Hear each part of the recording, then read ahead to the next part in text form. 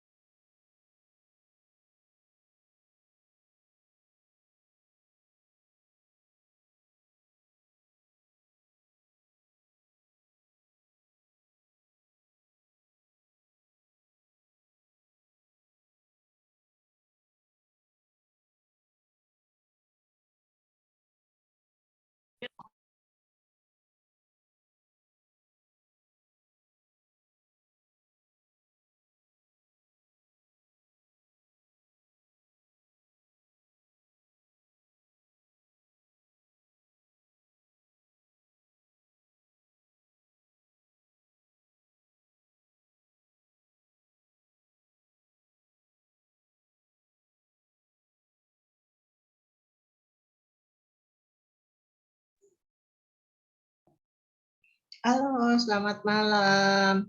Ada Sabrina, Askia, Naswa, Alana, Askal, Dita, Ailsa, Fatihah, Bilkis, Alisa Rahmawati, Radela, sama Akmal. Para ya, Fatir baru join. Aku nanya dulu ya, mohon jawaban dari kamu ya. Ada ujian akhir semester nggak? Katanya kalau UTS nggak ada, akhir semesternya ada. Setahu saya begitu. Ada nggak? Udah diumumin belum tanggal?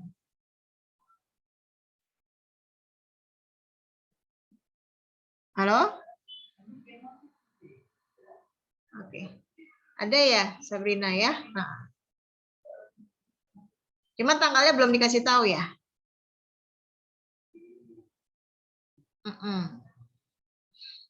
Untuk persiapan itu nanti, kan karena fisika tuh di sekolah kamu masih pemanasan global tuh kayak teori ya.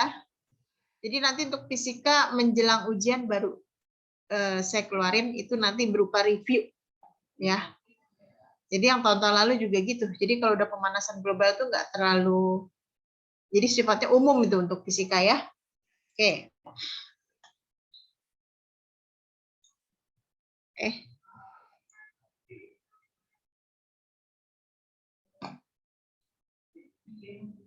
Nah, di sini, oh sebentar, saya mau pasang expand dulu.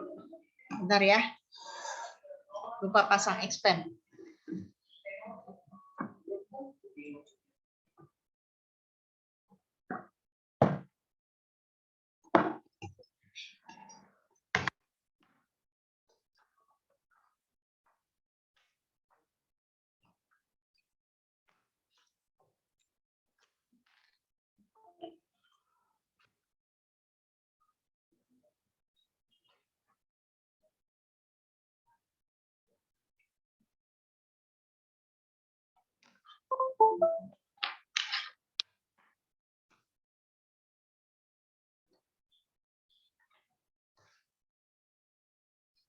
Saya mulai mereview-review ya. Dari awal kira-kira nanti ujian yang keluar apa ya. Kalau kata kakak kelas kamu sih biasanya ya itu untuk ekonomi ya. Saya share yang di grup, kita bahas itu.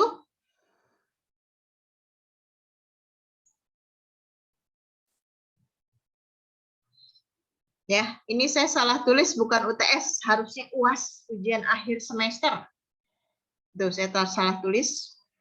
Di sini ada soal kurang lebih ada 20 ada 40 kayaknya. Ada 31. Ya.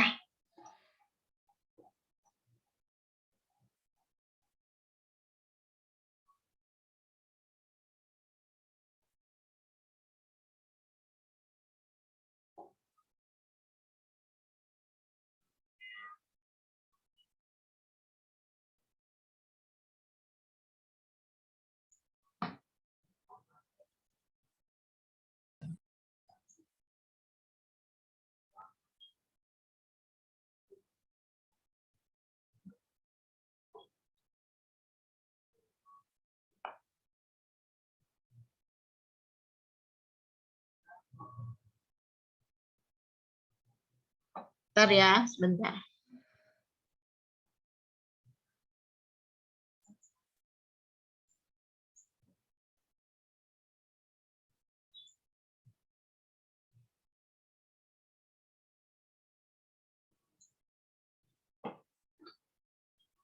Ya, kita mulai dari awal. Ya. Di sini kita bahas tentang umumnya permintaan, penawaran, elastisitas nanti ya. Dari pernyataan di bawah ini yang merupakan bunyi hukum permintaan. Ada yang bisa jawab nggak? Hukum permintaan apa? Demand nih, ya. Kalau harga naik, jumlah orang yang meminta biasanya kalau harga naik, orang mengurangi untuk membeli barang tersebut karena harga mahal. Ya, jadi berkurang. Tuh ya. Terus, kalau harga lagi murah, mumpung murah, yang minta pasti banyak. Nah, di sini kamu bisa lihat hukum permintaan ini sifatnya berbanding terbalik. Ya, dia akan berbanding terbalik.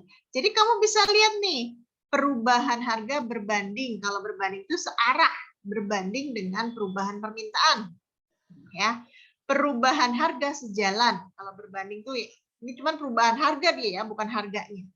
Nah, kalau ini berarti harga naik, permintaan naik. Salah. Ini harusnya jangan pakai perubahan ya.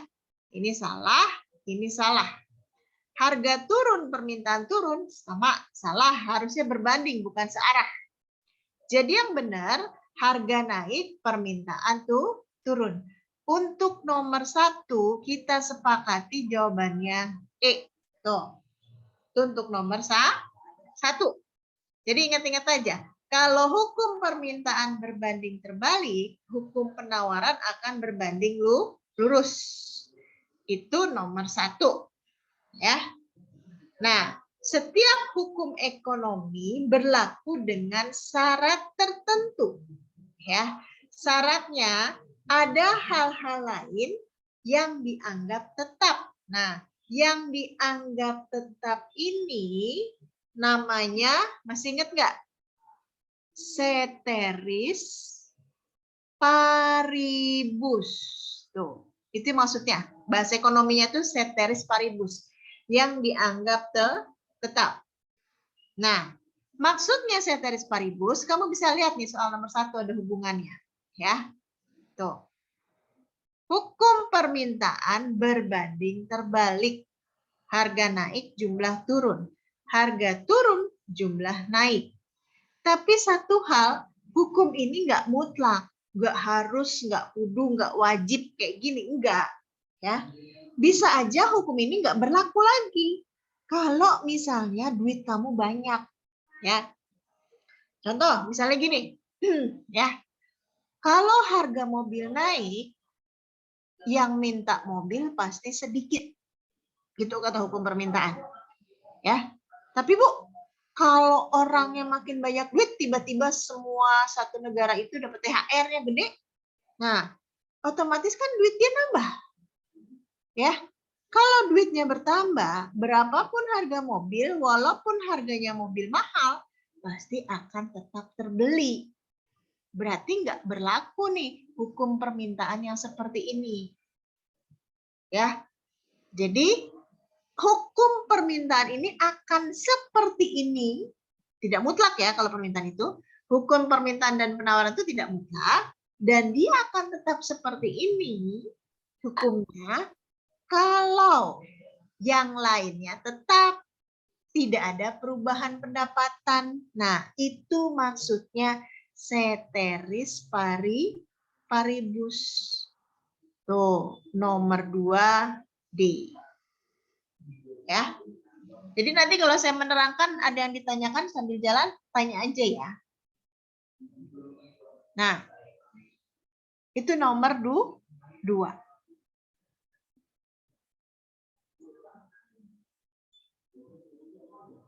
Ya. Nomor 3,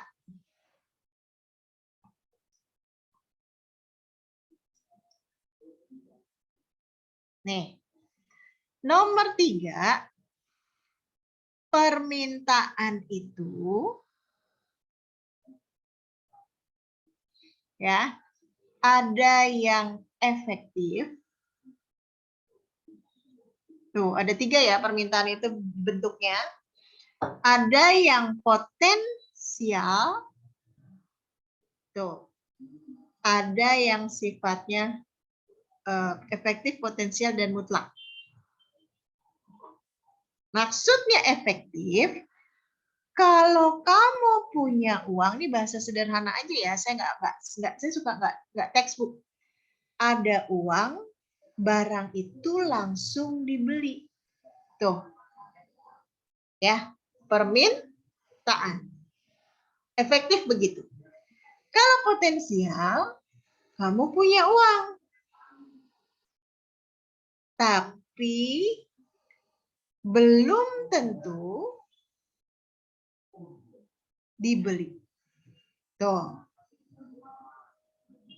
Nah, kalau permintaan absolut, mutlak ya, berarti bahasanya udah tanggung. Nggak ada uang, dah selesai. Kalau nggak ada uang, udah pasti nggak punya duit, ya berarti dia nggak bisa beli barang. Jadi nanti kalau teman kamu di kantin ya, bahasanya nggak punya duit, bilang aja absolut, gitu ya, lagi absolut. Berarti lagi nggak punya uang. Nah, itu yang namanya jenis-jenis permintaan. Efektif, potensial, sama absolut. Nah, sekarang kamu bisa lihat nih, kalau efektif itu kan ada duit langsung dibeli ya. Permintaan dari pembeli yang benar-benar dapat dilaksanakan.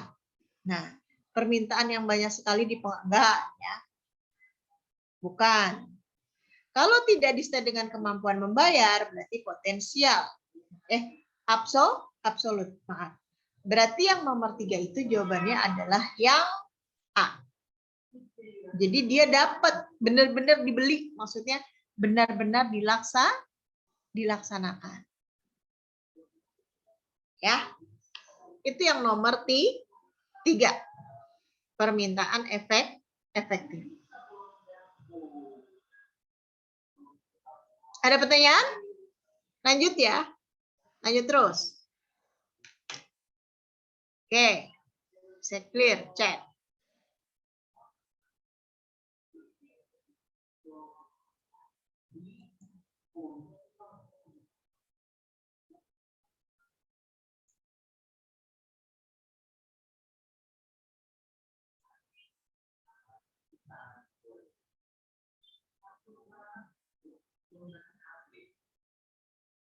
Nomor 4.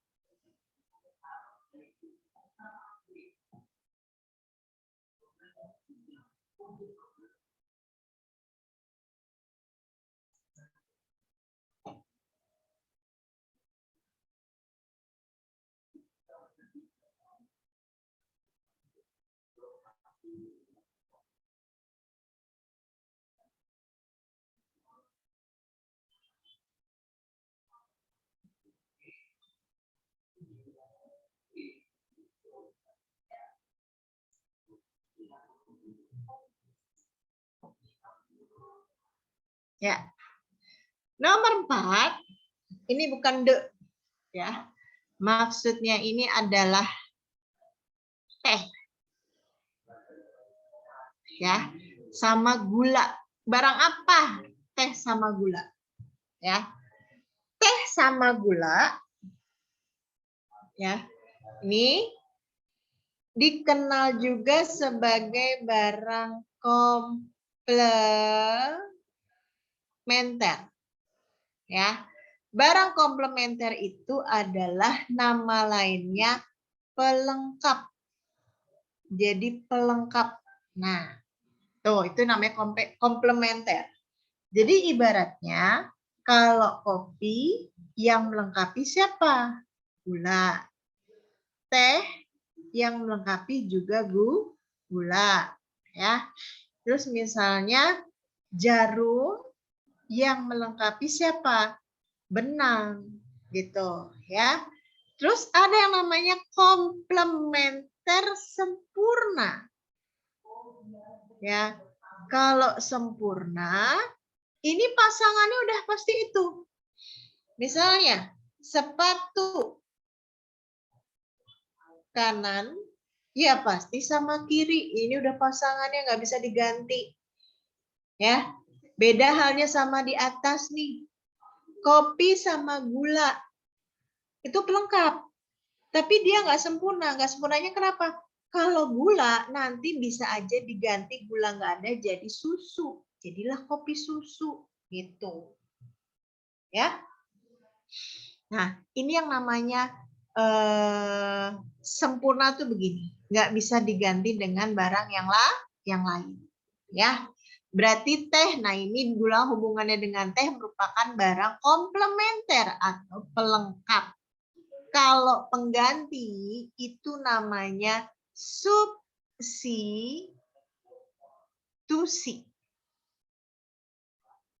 Ya. Kalau inferior itu permintaan yang pendapatan kamu naik, ingat ya, yaitu simbol untuk pendapatan. Ya. Kalau pendapatan naik, yang meminta barang itu justru turun. Nah, itu namanya barang inferior. Ya.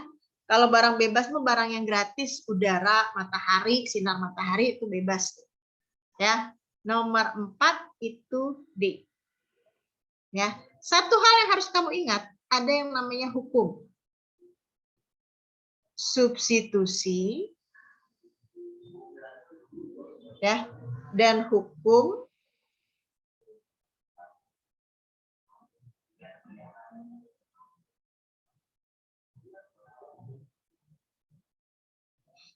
komplementer. Nah, kalau hukum substitusi itu, kalau harga X naik, jumlah barang Y ikut naik, berarti berbanding lurus.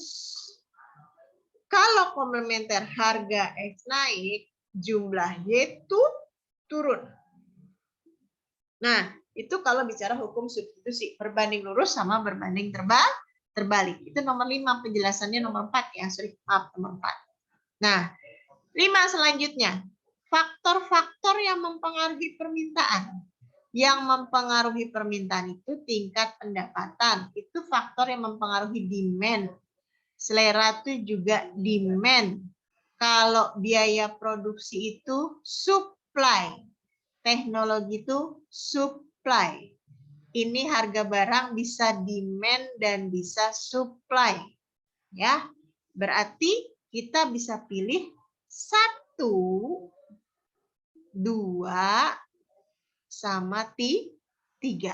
Itu yang mempengaruhi permintaan. Terus kalau penawarannya sama. 1, 4, 5. Nah, kalau 1, 4, 5 itu yang mempengaruhi penawaran. Tuh. Gitu.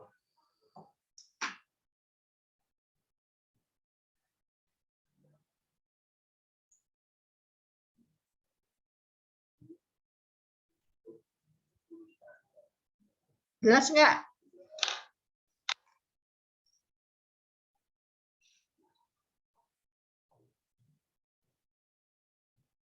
Ya, coba lihat. Ada pertanyaan nggak? Jelas nggak?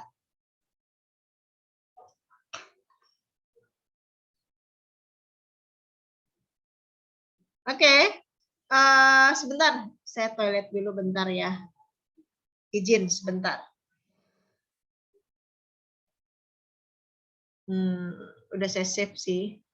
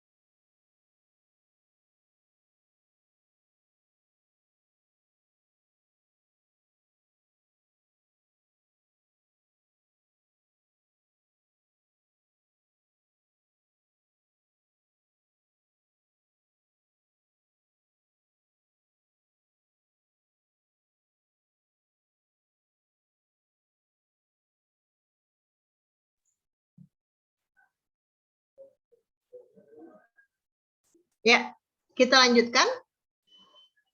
Suara saya masih jelas kan? Nah, chat.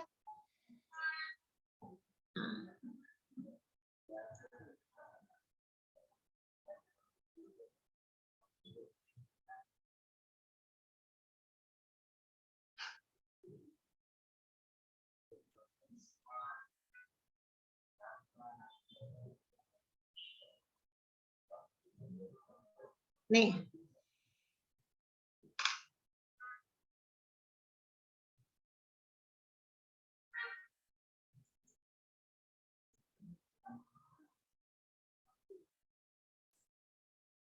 Hukum penawaran mengatakan, ya, hukum penawaran yang tadi saya sebutkan apa? Kalau bicara hukum penawaran itu, kalau harga naik, jumlah ikut naik. Atau harga naik, harga turun, jumlah ikut turun. Nah, di sini dikatakan jika biaya naik, maka harga barang naik. Ya, harusnya jangan biaya, tetap harga, tapi sama jumlah yang diminta, bukan biaya dia. Ya, jadi tetap hubungannya harga sama jumlah. Kesalahan di sini. Tuh. Ya. Nah, jika harga barang naik, maka kurva penawaran akan bergeser ke kanan atas. Ya. Nah, kita bisa lihat nih. Waktu itu kita udah pernah gambarkan penawaran. Nah. Nih, penawaran tuh begini. Tuh. Ya. Nah, ini ibaratnya ini. Oke. Tuh, ya. Ini supply. Ya. Jika harga barang naik, kurva penawaran bergeser ke kanan. Ya, itu mengakibatkan penawaran jadi naik. Apapun yang ke kanan itu pasti bertambah, ya. Cuman masalahnya ini kanan atas apa kanan bawah? Kalau kanan atas itu untuk permintaan. Ya, harusnya penawaran bukan geser ke kanan atas, harusnya kanan bawah. Karena dia ke bawah nih. Ya. Jika harga barang turun, maka kurva penawaran akan bergeser ke bawah. Salah, harusnya ke atas. Tuh gambarnya. Ya, gitu.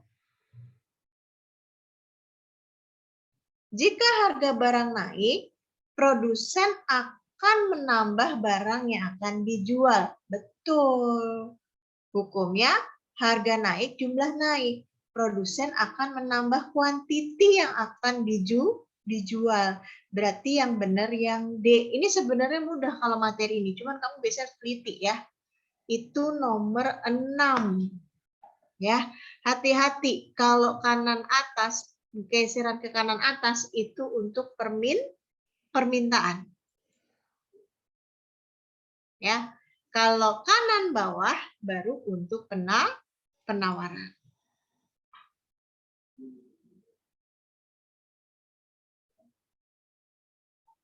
Ya, saya geser. Kebanyakan gesernya.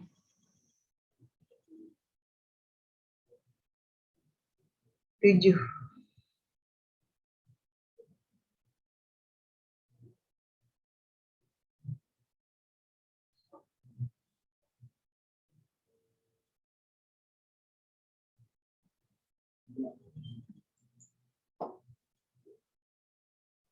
Coba lihat, nomor 7,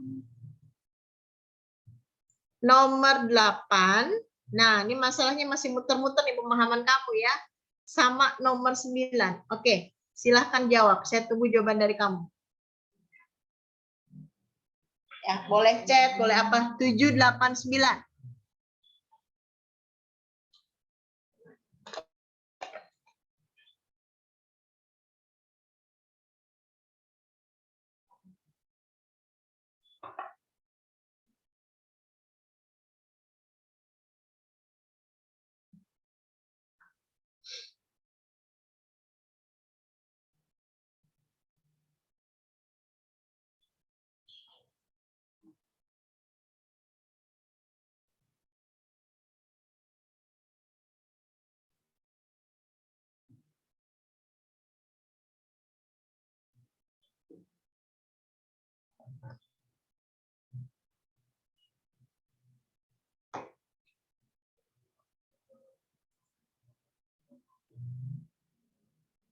BDB.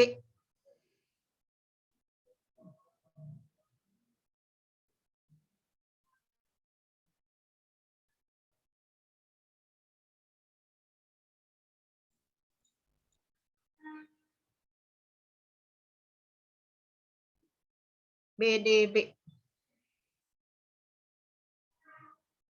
Penawaran bertambah akan berakibat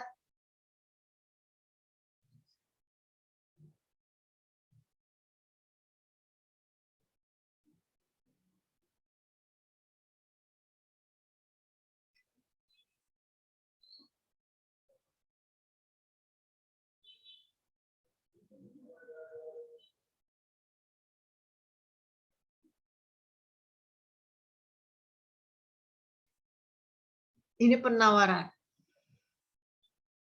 bertambah. Awalnya titik tengahnya ini. Ya.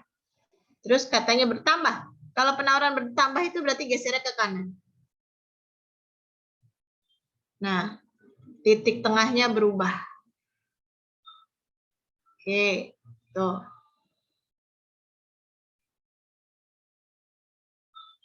Ya.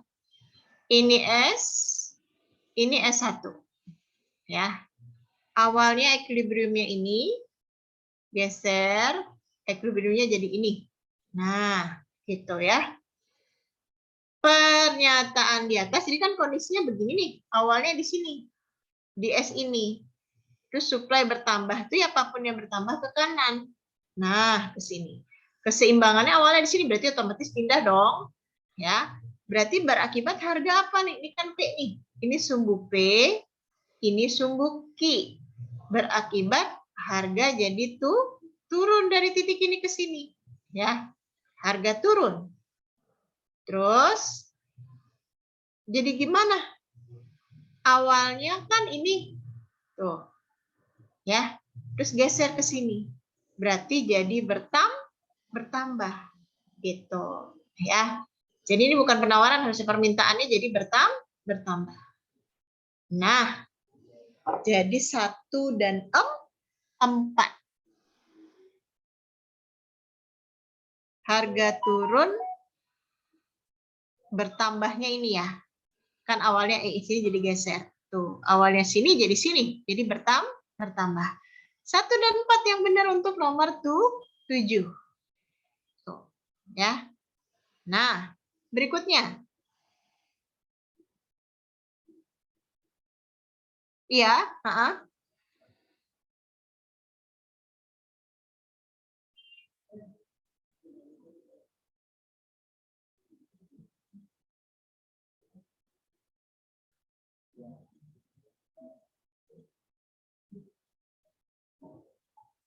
Oke.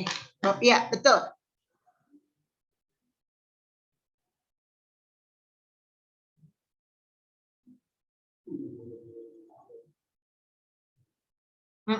Ya, itu kalau bicara tentang hukum ya. Nah, sekarang ini kondisinya yang terjadi penawarannya dulu yang bertambah. Jadi bukan bicara ke hukumnya dulu. Kalau hukumnya dulu harga sama jumlah.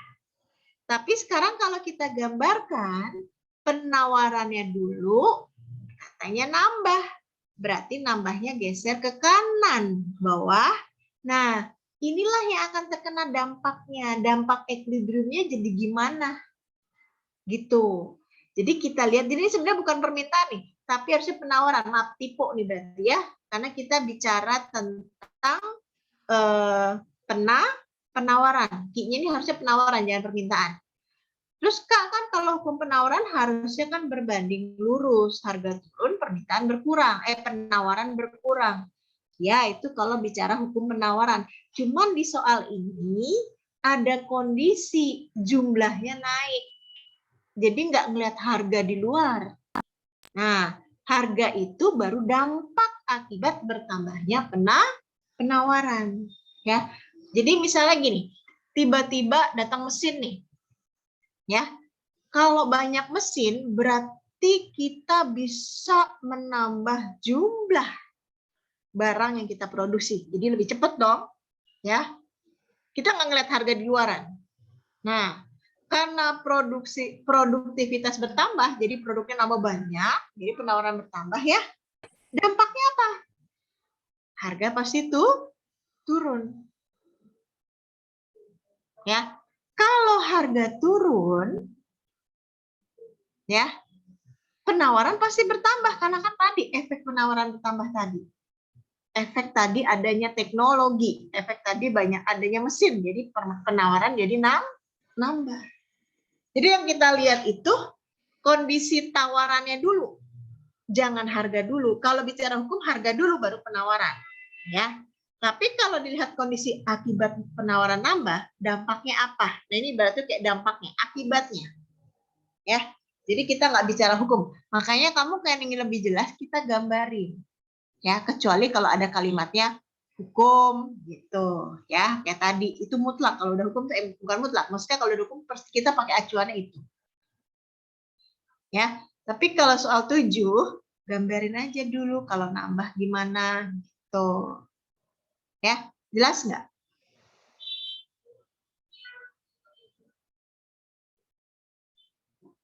Ya, ada yang mau ditanyakan? Sudah clear?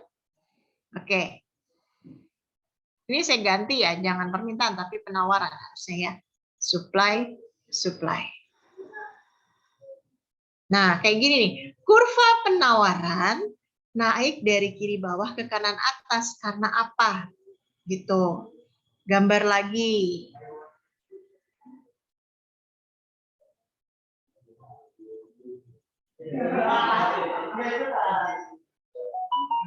Penawaran lagi. Ya. Penawaran naik. Oh, naik dari kiri bawah. Oke. Dari kiri bawah ke kanan atas. Karena apa?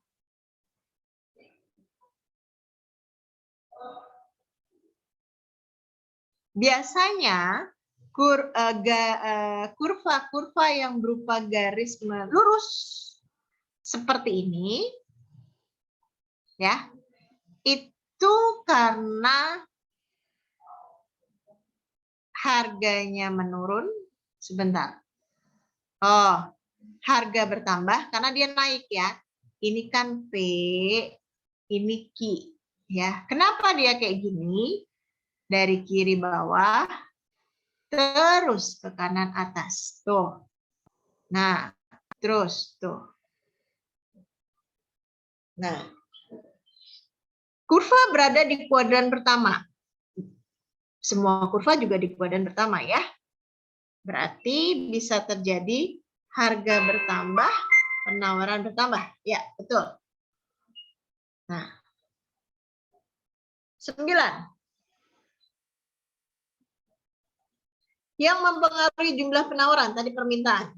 Ini penawaran, terus ini permintaan, demand, ini permintaan. Sisanya, kemajuan teknologi itu penawaran. Berarti 1, 3, 5. Oke, betul. Ya.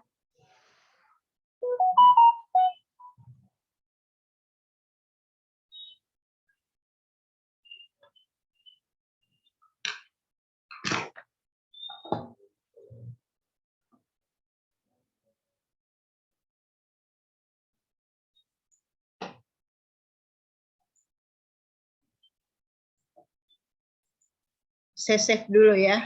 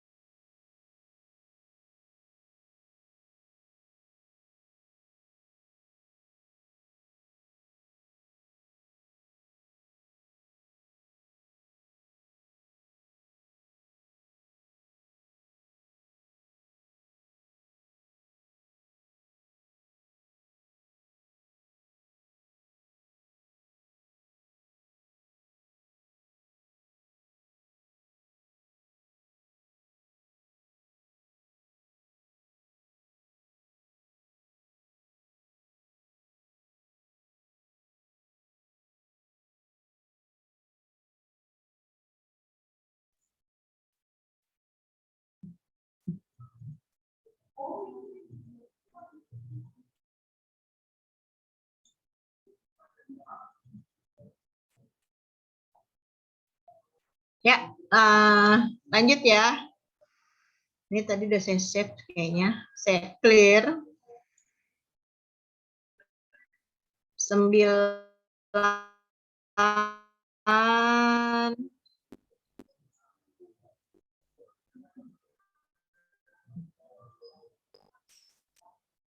10. Ya, ada yang masih ingat nggak? Nomor 10.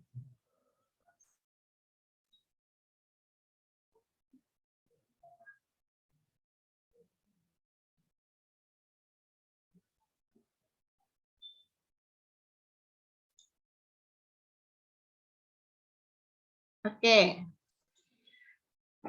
10.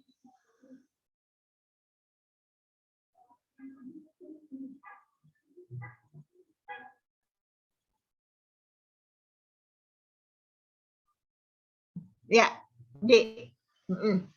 10D. 11 kita hitung bareng-bareng ya. Mana nih?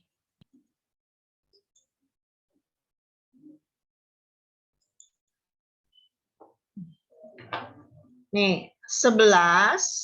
Saya di sini ya.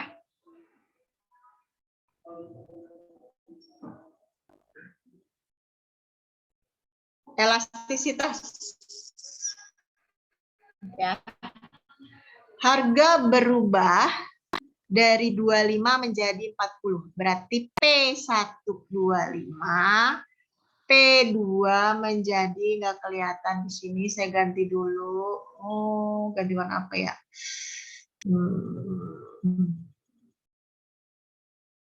P2 jadi 40. Tuh, ya. Tinggal nyari Q-nya. Q-nya itu berarti 100 kurang 2P. Cari Q1. Berarti masukkan P1. Ini langsung aja nih. Ya. Masukkan P1, 125 kali 2, 50. Berarti 100 kurangi 50 ya berarti Q1 50. Q2-nya berapa? Masukkan nih Q2, P2-nya ke sini. Berarti 40 kali 2, 80. 100 kurangi 80 ya berarti 20. Nah, sekarang yang ditanya rumus elastisitas. Mudah-mudahan kamu masih ingat. Jangan lupa ya, elastisitas itu rumusnya delta Q per delta P kali P1 per Q1. Nah, selisih Q-nya berapa? Q-nya itu selisihnya ini nih. Tuh, dari 20 ke 50, 30. Ingat, mutlak. Nggak usah pakai minus. Nggak apa-apa. Delta P dari 25 ke 40 berarti selisihnya 15. Kali P1 25, Q1 50. Gitu. Ya, Q1 50. Kita sederhanakan aja. 30 per 15 itu sama aja dengan 2. Dikali 25 per 50 sama aja dengan setengah. Berarti 2 kali setengah berapa? 1. Nah, ini jawabannya. 1. Tuh. Kalau dimasukkan sifat, namanya uniter. Tuh. Ya, untuk nomor 11.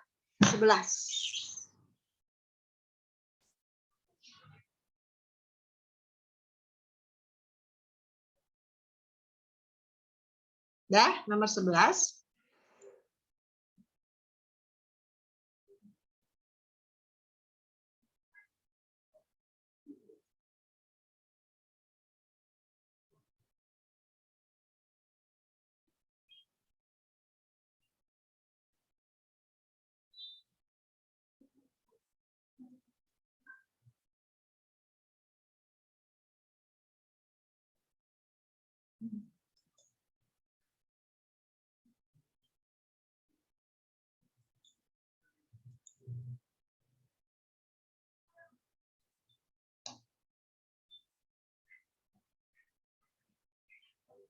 Hujan. Ya, hujan. Di sini hujan. Masya Allah. Hujan.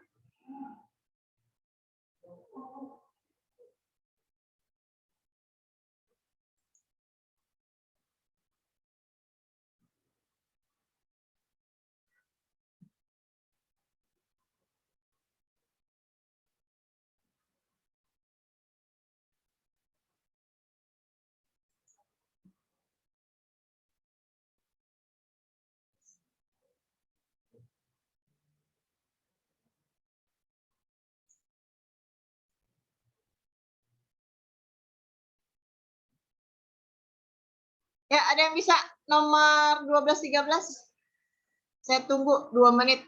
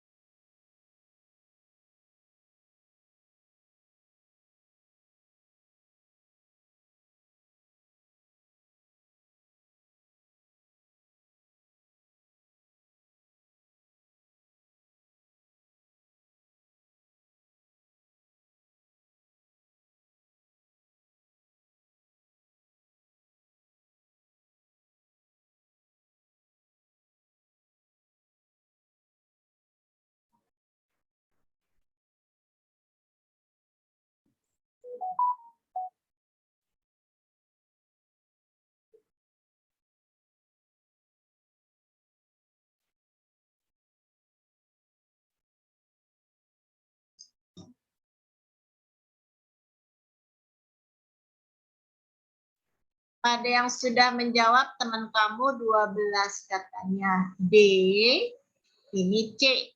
Nah, kalau ini kayaknya gampang nih 13. Harga keseimbangan akan terjadi apabila oke, C. Tuh. Ya. Kalau yang di atas ini P nih. Harga. Ini jumlah. Tentukan fungsi penawarannya. Kita ambil datanya kayak pertambahannya sama ya. Ini nambahnya 6, 6, 6. Ya, karena pertambahannya sama, kita ambil aja data 1 sama data 2. Dah, gitu aja. Ya. Kita buat fungsinya. Gini. P, Q. Ambil aja 1 sama 2. Ya. Terus ini 4 sama 10. Nah, cara cepatnya kan ini kamu kurangin nih. Ya, ini harus dikurangin ya. 1 kurangi 2 minus 1.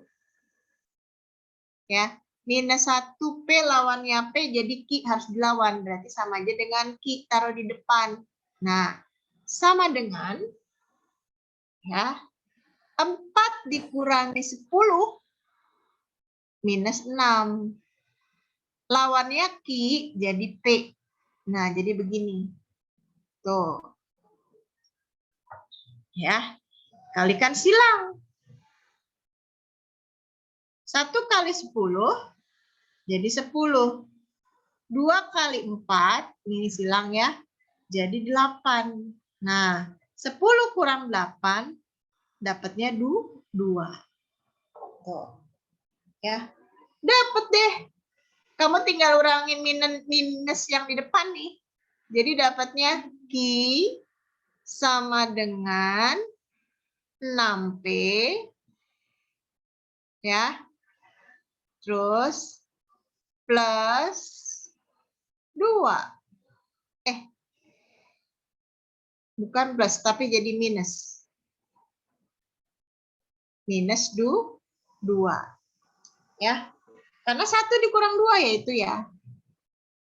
Terus. Loh, kok nggak ada?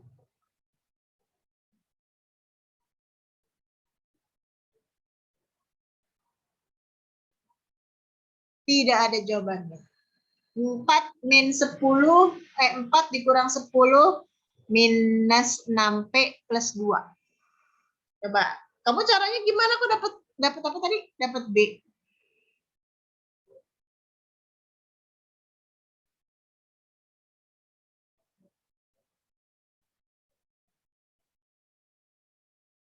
Ya, kalaupun kamu pakai cara ini, hasil tetap sama. Ini berarti jawabannya salah nih. P min P1, P2 min P1, ya, Q min Q1, Q2 min Q1. Nah, boleh pakai cara ini. P1-nya 1. P2 kurang P1 ini kan kedua nih. 2 kurang 1, 1. Sama dengan Q min Q1, 4. Per Q2 kurang Q1 berarti 6. Ya. 10 kurang 4, 6. Kaliin silang. Ya. Kaliin silang deh. Ini kali ini. 1 kali Q berarti Q. Min 4 sama dengan 6P. Ya. Min 6. Ya. Sederhanakan. Q sama dengan 6P. Ya. Min 6 tambah 4. Berarti 6P min 6 tambah 4 berapa? Minus 2. Sama. Tuh, pakai 2 cara sama kok hasilnya. Ya, berarti ini zong. Pilihannya salah. Ya.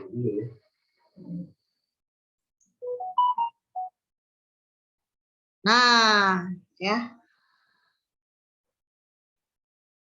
Tuh, ini boleh pakai ini, boleh pakai cara cepat, ini sama. Tuh, hasilnya sama kok. Bisa kopi. Malas banget sih. Agak kopi.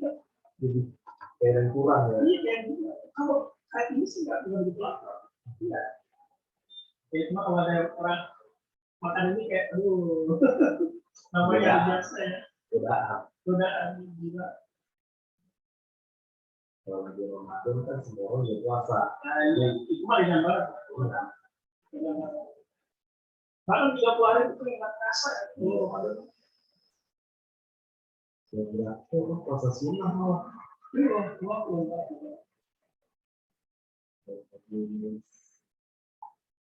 dia hebat orang tuh, jadi dulu proses puasanya sukanya juga. Oh iya betul. Maaf, saya yang teledor. Itu Ki ya. Betul, Sabrina. Jadi kita pindahin ya. Pakai cara cepat juga nggak apa-apa. Kita pindahin, berarti saya pindahin di sini min 6P sama dengan min Q min 2. Sederhanakan berarti P sama dengan jadi 1/6Q. Jadi tambah 1/3. Ya maaf, yang ditanya P ternyata. Ya. Berarti sama ya. Ini ya. Tuh, saya nggak cek, maaf. Yang ditanya P ternyata. Mau cara yang kanan kiri tuh hasilnya sama. Tambah lagi kan kalau daun itu apa ya? Nggak lihat momen ya. Kita mau jalan kemana gitu, mau jalan itu sejajarnya bebas. Misalnya jatuhnya di minggu ya. Makasih atas koreksinya. Luar biasa anaknya pada koreksi.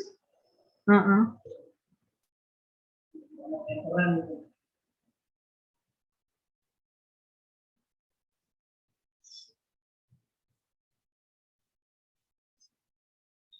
Coba 14-15 gampang tuh.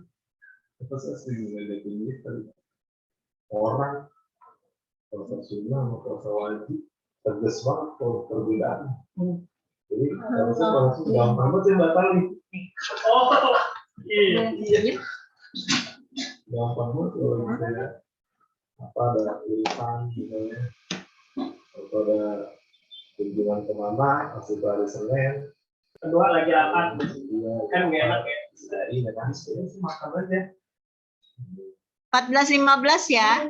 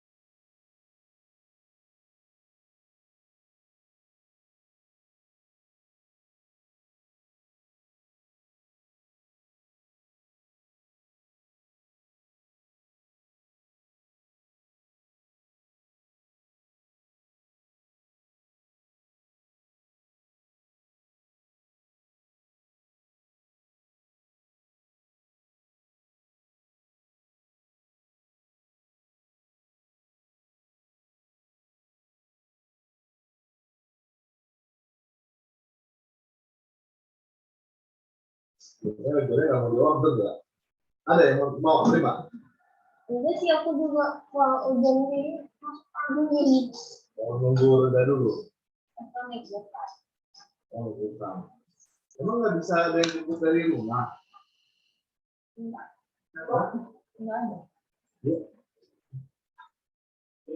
Banyak. Ada. Nih kalau nomor 14, titik keseimbangan pasar pada harga. Nah, itu kan prinsipnya nggak usah dihitung ini ya. Nggak jadi. Nggak usah dihitung. Demand sama dengan supply. Cari aja angkanya, nggak usah pakai hitung kayak tadi. Ya. Demand sama supply angkanya di angka berapa? 8. Tuh, berarti harganya 10. Langsung coret B. Gitu. Cuma dicontoh kok. Ya. Tuh. Di bawah tuh ada kompor nggak sih? Ada ya? Soalnya, harus kita stok ini. Ini. Kalau malam kan juga bisa ya, kalau ini ya. Kalau bisa. Lu mah, mama. Kalau di sini ya. Pak, kompornya nggak ada ya? Nggak ada. Iya. Lu mau apa? Kompor. Ada dulu. Ya, itu B 15. Nah, ini nggak ada, ini nggak bisa kita jawab nih. Nggak ada tandanya. Nggak ada titik E-nya pasti ini sih. Nih, ya, tapi nggak jelas nih ya. Oke. Mau malas makan nasi. Oh, ini. Ya, iya, ya, boleh.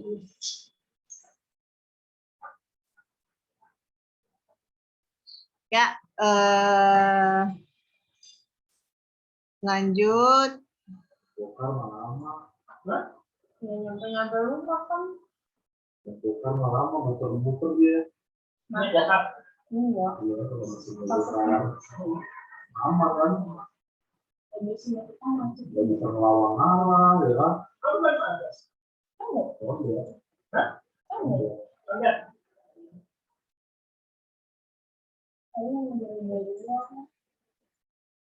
Bilang mama.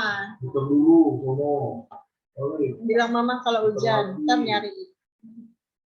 Ya. Tukang tuh termacet. Masih ada gurunya di sini. Ya. 16, 17, 18. Nah, ini juga sama nih. Harga keseimbangan terjadi pada tingkat harga sama nih. Kalau harga seimbangan tuh demand harus sama dengan supply. Berarti di 16. Nah, harganya berarti 15. C. Nah, ini gampang nih. Bisa suka ada tuh. Premi konsumen.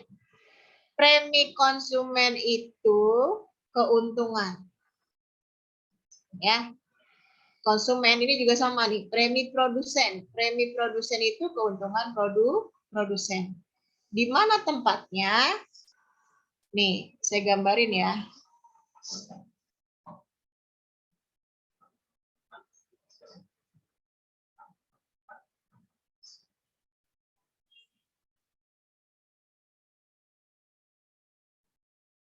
Saya gambarkan.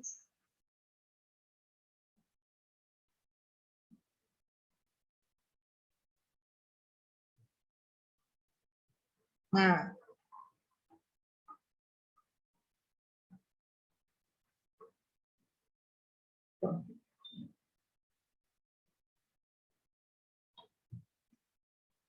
ini price, ini key, ini adalah titik equilibrium, ini demand, ini supply, tuh ya. Nah, ini namanya harga pasar nih. Oke, premi konsumen. Nah, itu letaknya di atas. Ini premi konsumen. Ya, saya singkat aja ya. Ini premi konsumen, PK. Nah, yang di bawah ini adalah premi produsen. Nah, premi-premi itu nama lainnya super marginal. Tuh, Ya. Jadi super marginal konsumen sama super marginal produsen. Nah, nomor 17 yang mendapat premi konsumen adalah anak konsumen ya. Konsumen, pembeli. Pembeli super marginal. Nah, premi-premi itu super marginal. Berarti pembeli super marginal. Ini jawabannya. Yang mendapat premi produsen adalah premi produsen itu penjual. Nah, penjual tuh.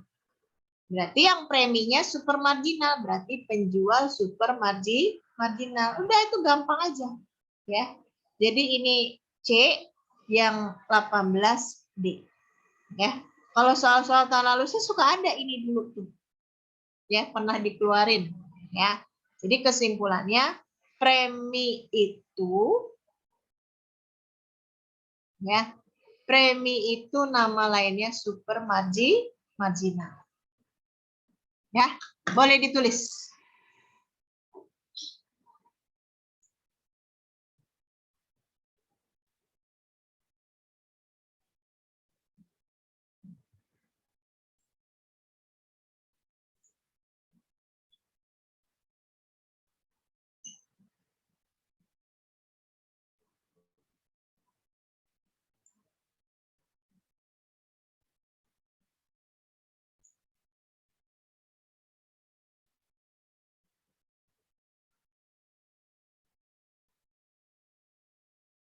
Oke, saya jelaskan ulang ya.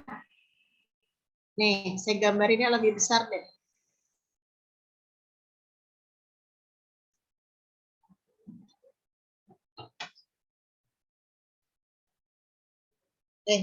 Jangan di sini. Kurang. Di sini.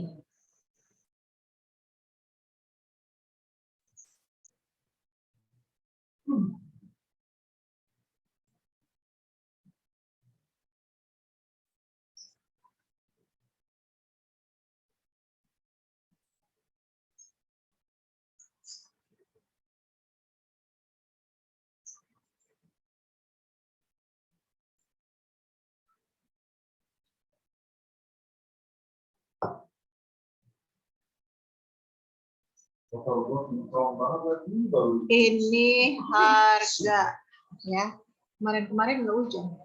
Ini jumlah. Ini demand. Kemudian ini supply, ini kurvanya. Equilibriumnya ini. Ya. Equilibrium itu dipotong, kamu tarik garis, ketemulah dengan sumbu kurva harga. Nah, inilah yang namanya harga pasar. Ya. Kurva di bawah yang saya arsir, nih di bawah harga pasar, ini disebut juga dengan surplus. Ya. Produsen. Maksudnya produsen yang mampu menjual di bawah harga pasar. Kalau produsen itu penjual ya. Nah, kalau yang di atas ini, di atas harga pasar, itu surplus konsumen. Maksudnya konsumen yang mampu menjual di atas, membeli di atas harga pasar. Konsumen membeli di atas harga pasar, nah produsen di bawah harga pasar. Ini letaknya. Ya. Pengertiannya, premi itu keuntungan atau nama lainnya surplus. Atau dalam bahasa kurva itu bentuknya super marginal. Tuh. Itu nama lain aja. Ya. Kalau dari kurva ini, kamu bisa lihat siapa yang dapat premi konsumen. Konsumen itu kan sebagai pihak pembeli. Nah, berarti yang pilihannya jual-jual salah. Nah, sudah ya. Sekarang apa nih posisinya di antara tiga ini? Premi itu nama lain untuk supermarginal. Nih, surplus di bawah harga pasar nih. Premi nama lain untuk supermarginal. Jadi yang kita pilih pembeli supermarginal. Ini nama lainnya nih. Tuh. Berarti jawabannya C. Ya. Sama halnya kayak produsen. Produsen itu yang jual. Berarti penjual. Nah, ini pembeli berarti salah dong. Harusnya jual penjual. Nah, premi itu keuntungan atau surplus atau supermarginal. Berarti ya udah nama lain premi aja. Penjual supermarginal. Itu D. Ya. Nah, sedangkan gambar ini untuk supaya kamu tahu posisinya ada di mana. Untuk premi produsen sama premi konsumen. Itu sih saya gambarin itu fungsinya supaya kamu tahu di mana letak keuntungannya dalam bentuk kurva. Itu bisa dipahami kah?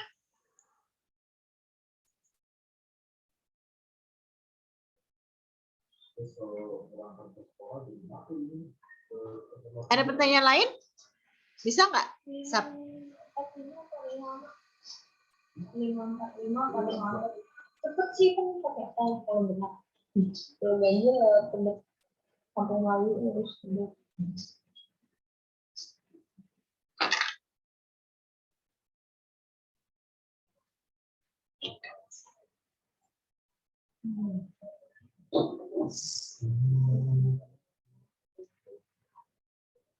Bisa ya? Ada pertanyaan?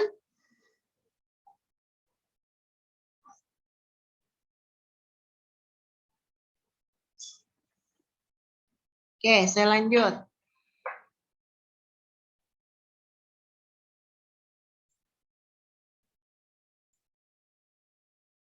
Delapan belas, 17, 18, 2 lagi nih.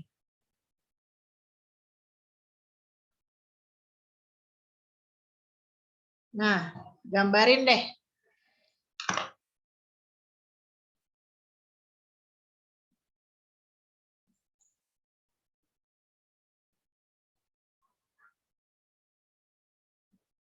Sembilan belas, 20.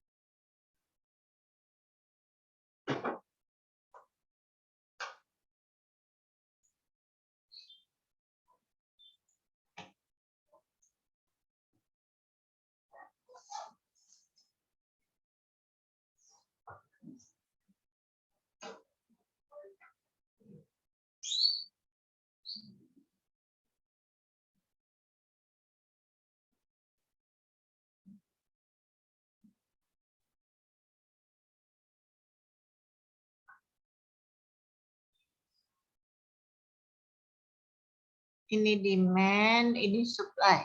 Oke, ini surplus. Produsen, surplus konsumen atau premi ya, boleh.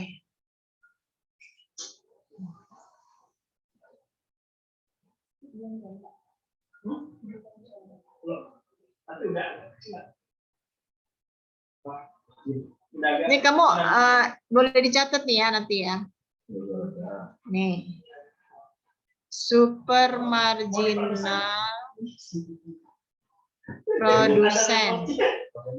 Ya.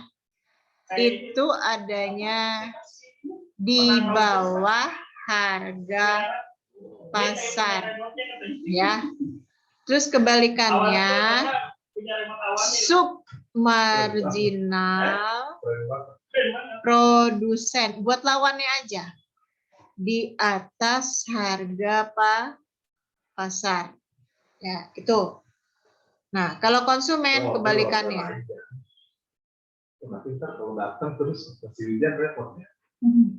Kalau konsumen supermarginal ya. Nih, konsumen supermarginal tuh di atas harga pasar. Ya. Konsumen sedihnya tadi. Tapi kalau konsumen submarginal, kebalikan yang ini. Kalau sama-sama konsumen, kalau ini di atas harga pasar berarti di bawah harga pasar. Nah, bisa jawab tuh kamu nanti, ya. Jadi dibilang penjual berarti kita lihat sebelah kiri kamu nih. Penjual supermarginal, sub berarti sub tuh ini. Menjual barang-barang setelah harga naik karena harga pasar di atas harga pasar. Posisinya ini, harga pokoknya di atas harga pasar. Nah, ini. Tuh. Kalau ini di bawah, ini nih. Tuh. 20. Pembeli supermarginal.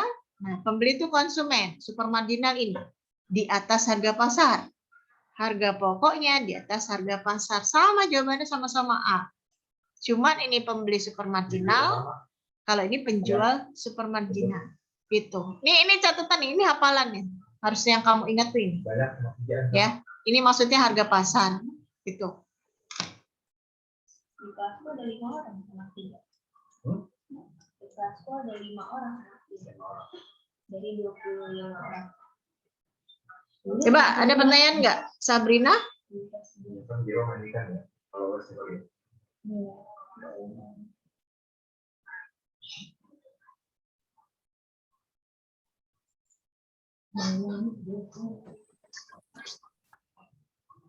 Oke. Ya. Oke, kalau nggak ada pertanyaan, 20 nomor ya, sisanya nanti kita lanjutkan. Kamu nanti kalau menjelang ujian nih, saya ulang lagi, saya review lagi. Takut lupa. Ya. Nanti kita ingat ya sampai 20 nomor, nanti kita review lagi.